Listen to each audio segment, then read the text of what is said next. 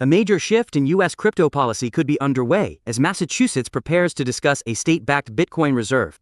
On October 7th, the state will hold a hearing on Senate Bill S. 1967, which proposes acquiring Bitcoin as a hedge against inflation and for asset diversification. This move, following similar efforts in other states and federal proposals, signals Bitcoin's growing legitimacy in mainstream financial planning. A historic alliance between the US and UK is set to redefine global digital finance. They've launched the Transatlantic Task Force for Markets of the Future, aiming for joint recommendations on digital assets and capital markets within 6 months.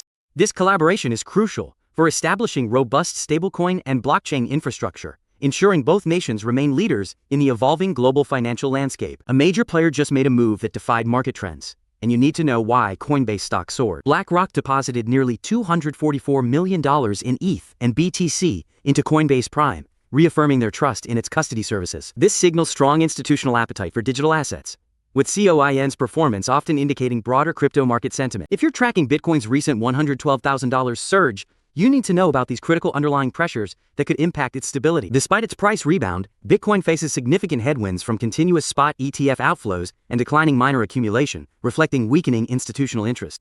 This behavior typically increases market supply, potentially pushing BTC towards new support levels if selling continues. Swift, the global financial messaging network, is adding a blockchain-based shared ledger to its core infrastructure, a game-changer for international payments. This initiative, involving over 30 financial institutions and consensus, aims to enable real-time, always-on transactions for regulated tokenized value. It's like upgrading from a postal service to instant messaging for banks, paving the way for digital finance's future. Apple's CEO Tim Cook just revealed a surprising personal investment in Bitcoin and Ethereum. He cites portfolio diversification and thorough research for his choice. But Apple itself has no plans to accept crypto payments or invest its nearly $200 billion cash reserves. This highlights a clear distinction between individual investment strategies and corporate financial policy. Even for tech giants, speculation is buzzing. Could BlackRock's next move be an XRP spot ETF, potentially reshaping institutional crypto investment?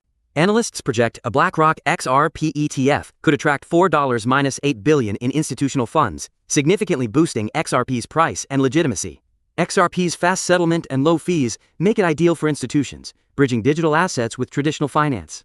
China's largest asset manager, ChinaAMC, just launched a $500 million tokenized money market fund on Ethereum. This CUMIU fund invests in short-term deposits for stable HKD returns with low fees, a clear step into real-world asset tokenization. Despite China's strict RWA regulations, this signals a cautious institutional embrace of blockchain finance. DeFi Technologies just secured a landmark $100 million investment, a move that could reshape the digital asset landscape.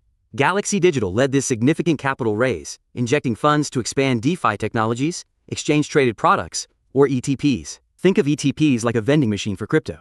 You put in money, and it automatically gives you exposure to digital assets without direct ownership hassle. The US SEC chairman just announced a game-changing plan for crypto regulation, promising an innovation exemption by late 2025. This aims to give crypto companies a stable platform to launch products, avoiding restrictive securities laws, a significant shift from past approaches. It's a strategic move to secure US digital finance leadership and potentially broaden investment options for retail investors. Major financial institutions like Morgan Stanley and SoFi just poured $104 million into ZeroHash, validating the critical need for robust crypto infrastructure. This investment propels ZeroHash to a $1 billion unicorn valuation, signaling a pivotal shift towards active institutional crypto integration. Their crypto-as-a-service model, like an AWS for blockchain, simplifies digital asset adoption for traditional finance, accelerating mainstream integration. Imagine a world where crypto companies like Tether and Circle become the biggest buyers of US government debt. If stablecoin market capitalization grows just 5 times, reaching $1.2 trillion,